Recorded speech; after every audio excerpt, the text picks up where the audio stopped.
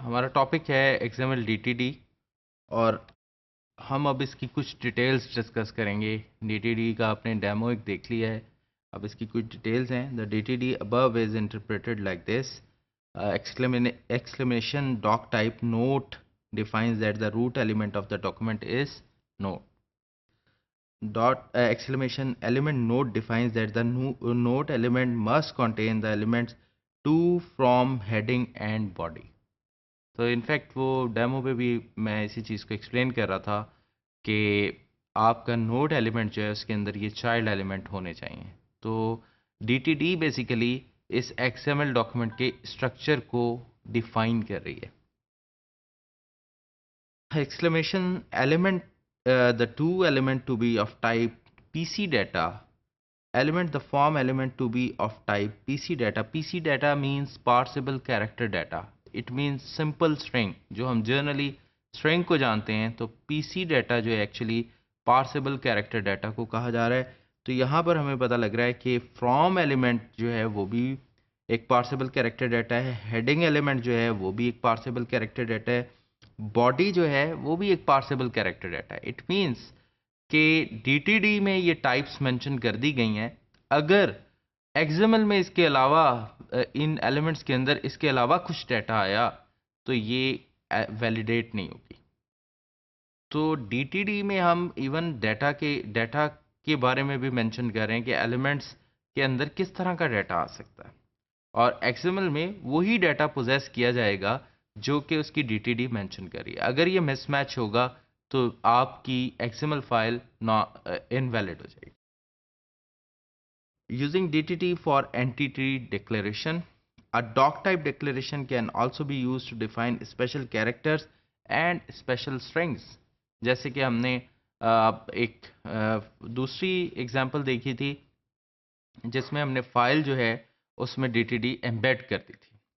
तो वहाँ पर आप क्या कर रहे थे कि डिफरेंट एंटिटी रेफरेंसेस आप जनरेट कर रहे थे और उन एंटिटी रेफरेंसेस को एक्सएमएल में आप यूज़ कर रहे थे, और जहाँ-जहाँ एक्सएमएल में वो एंटिटी रेफरेंसेस आ रहे थे, डीटीडी में वो इन्फॉर्मेशन प्लेस थी और वो इन्फॉर्मेशन जो है वो एक्सएमएल में चेंज हो रही थी थ्रू डीटीडी। तो an entity has three parts: an ampersand, an entity name and a semicolon. तो ये आपने उसमें डेमो भी देखा। When to use DTD? With a DTD, independent group of people can agree on a standard for interchanging data. तो ये बड़ा एक इम्पॉर्टेंट एस्पेक्ट है। मैं इसको थोड़ा सा एलैबोरेट करता हूँ और एक्सप्लेन करता हूँ इसका क्या मतलब है। कि फॉर इंस्टेंस अगर मुझे एक एक्सएमएल फाइल किसी डिफरेंट ग्रुप ऑफ पीपल से शेयर कर दूँ कि ये पॉसिबल डाटा आ रहा है और ये स्ट्रक्चर होगा मेरी एक्सएमएल फाइल का। तो बजाय इसके कि मैं एक पूरी एक्सएमएल फाइल लोगों के साथ शेयर करूँ और उसमें से वो मेरी एक्सएमएल फाइल का स्ट्रक्चर बहुत बड़ी अगर एक्सएमएल फाइल हो तो उसमें से स्ट्रक्चर आइडेंटिफाई करना और उसमें से पॉसिबिलिटीज़ और वेरिएंट्स आइडेंटिफाई करना, इट्स क्वाइट इम्पॉसिबल या क्वाइट डिफिकल्ट। बट अगर मैं लोगों के साथ उस स्कीमा को या उस ग्रामर को या उस रूल को शेयर कर दूं कि ये पॉसिबल स्ट्रक्चर है, मुझे ये डाटा इस एलिमेंट के अंदर चाहिए, रूट एलिमेंट के अंदर ये पॉसिबल एलिमेंट्स हो सकते हैं, इस एलिमेंट की इस पर्टिकुलर एलिमेंट की इतनी रेपिटेशन हो सकती है, या ये एलिमेंट जो है एक से ज़्यादा दफ़ा अपीयर नहीं होगा। ये सारी चीज़ें मैं पीसी ये डॉक टाइप में या डीटीडी के अंदर डिफ़ाइन कर सकता हूँ इनफैक्ट। लेकिन अगर मैं किसी को एक्सएमएल फ़ाइल शेयर कर दूँगा, तो उसकी वेरिएंस आइडेंटिफ़ाई करना, ये रूल्स आइडेंटिफ़ाई करना कि एक टैग कितनी दफ़ा अपीयर हो सकता है या एक टैग कितनी दफ़ा कंडीशनली हमने रोका हुआ है कि इससे ज़्यादा अपीयर ना हो। तो ये सारे रूल्स आइडेंटिफाई करना एक्सएमएल फाइल से इट्स क्वाइट डिफिकल्ट।